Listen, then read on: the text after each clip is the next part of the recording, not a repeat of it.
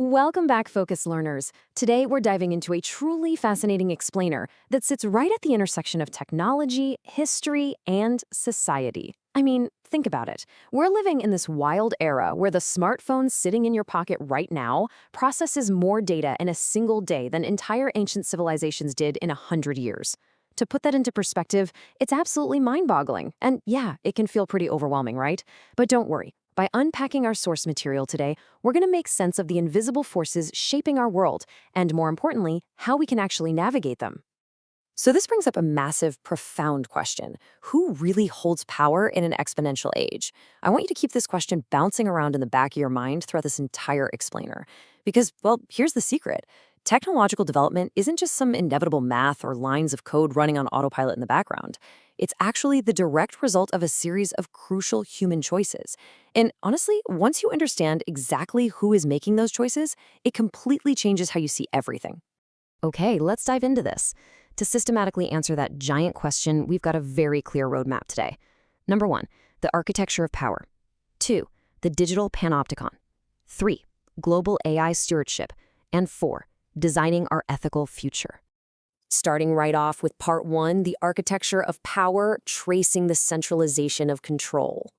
You know, before we can fully wrap our heads around the algorithms of today, we really have to look at how we got here. The modern invisible forces we feel right now are actually deeply anchored in tangible human history. So the crucial point is that in antiquity, complex societies over in Mesopotamia only emerged because a tiny elite grabbed control over agricultural surpluses. Then, fast forward to the 19th century, and the Industrial Revolution shifted that control over to massive infrastructure, stuff like energy, transport, and communication lines. And today, in our modern era, that exact same dynamic is playing out, but the currency has completely changed. Control over literal physical grain in ancient granaries has evolved into control over massive data centers and AI systems. It's wild. The mechanism of power is exactly the same. It's just the technology that has completely scaled up. To really grasp this, we can look to a few thinkers who spent their lives analyzing these exact dynamics. Now, please, don't look at these names as dry, boring history. Instead, think of Karl Marx, Max Weber, and Michel Foucault as providing the ultimate cheat codes for understanding why our modern social hierarchies feel the way they do today. Marx, for instance, pointed to the means of production as the ultimate source of authority.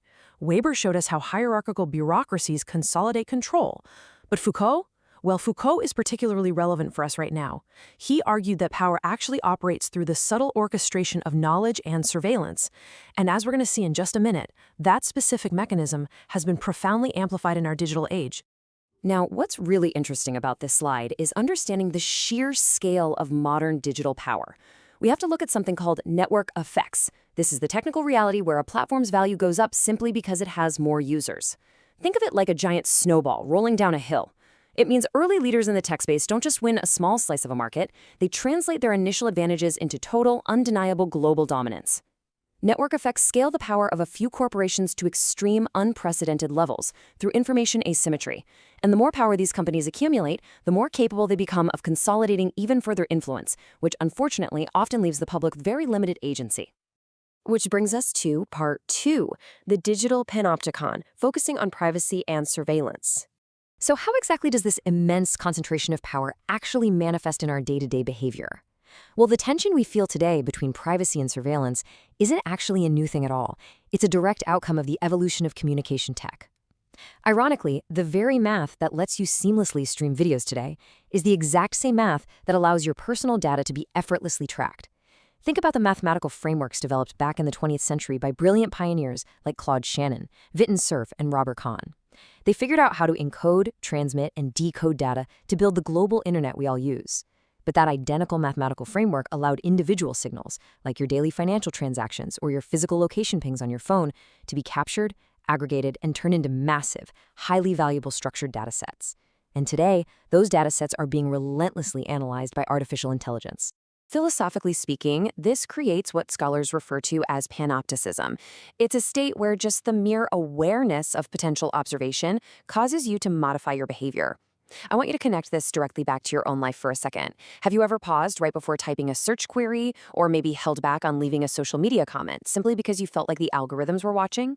That feeling of being observed actively changes our everyday online self-expression, and it leads to subtle self-censorship and conformity. It's pretty crazy when you really think about it. So, how on earth does society push back against all of this? Well, we basically try to protect individual autonomy through two main avenues. On one side of the coin, we have legal frameworks. Think of things like the European Union's GDPR, which establish firm state regulations around data consent. On the opposing side, we have technical strategies.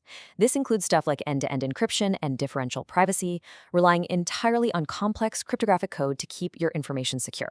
Both of these approaches are attempts to counter surveillance in a world where pretty much everything is potentially knowable. It's a constant tightrope walk, balancing administrative efficiency with fundamental human privacy. All right, moving right along to part 3, global AI stewardship, managing exponential leaps. We'd identified the historical patterns of power, but how can we proactively manage the leaps of artificial intelligence that are happening right now? And this brilliantly illustrates a powerful historical parallel. Back in the 1950s, the world was staring down the physical threat of the nuclear arms race.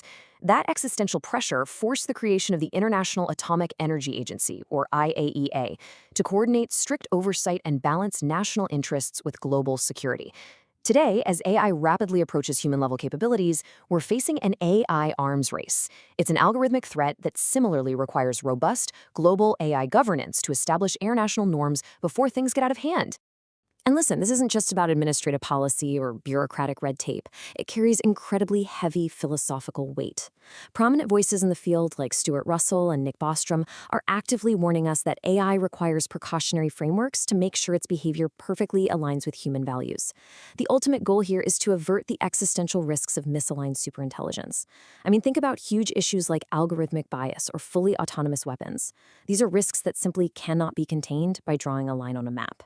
They don't care about national borders, which is exactly why international treaties and cooperative standards are absolutely essential to prevent a global race to the bottom. But what does that kind of global governance actually look like in practice, on the ground? Let's cleanly break down the exact technical requirements needed. Effective governance relies on mechanisms like auditing, transparency, and explainable AI. And to be clear, these aren't just corporate buzzwords. They are the absolutely required steps to ensure that an AI system adheres to strict ethical criteria before it is ever allowed to run critical societal infrastructure, like our healthcare systems or our national defense grids. Let's zoom in on that last one, explainable AI or XAI, and see how this builds our primary line of defense.